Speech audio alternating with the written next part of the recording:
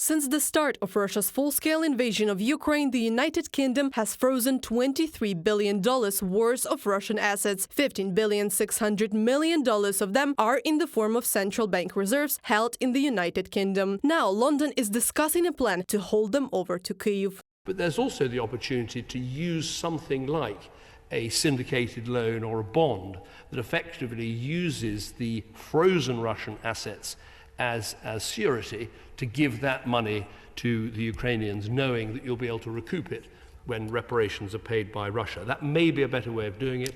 We're aiming for the maximum amount of G7 and EU unity on this, but if we can't get it, I think we'll have to move ahead with allies that want to take this action. According to The Guardian, this is the first time David Cameron has spoken openly about the proposal in such details. This means that the plan has political support in the USA, but not in the EU, analysts admit. Brussels has previously discussed transferring only direct profits from frozen Russian assets to Ukraine. That's about 4 billion euros annually. According to EU estimates, about 260 billion euros of assets of the Russian central bank were immobilized in the form of securities and cash in the jurisdictions of the G7 countries, the EU and Australia. Moreover, more than two-thirds of these assets are located in the EU countries. In particular, the Belgian depository Euroclear holds Russian assets worth 191 billion euros.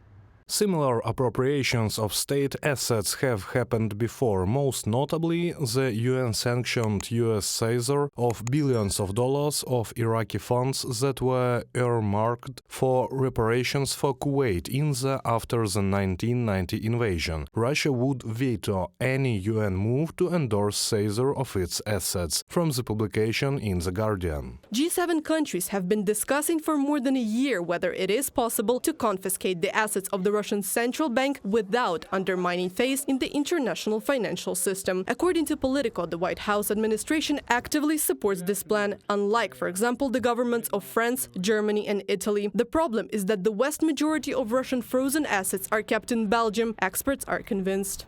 An official from a G7 country told Politico that using revenues is the only idea on the table, as it is seen as a legally safer option. They added that there is no appetite in Brussels to talk about confiscation, from a publication in Politico. British analysts estimate that Ukraine needs 100 billion euros a year to resist Russian aggression and another 50 billion euros a year to rebuild the country. According to Bloomberg, Washington expects that the G7 countries will be able to make a decision on the use of the assets of the Russian central bank at a summit in June. So far, G7 countries have not reached a consensus on how exactly Russian assets should be used. At the same time, they all agree that the frozen assets should remain off limits to Russia until it declares its willingness to pay reparations to rebuild Ukraine. Reported by Anastasia Tarnavska, Krystyna Dąbrowska, UATV News.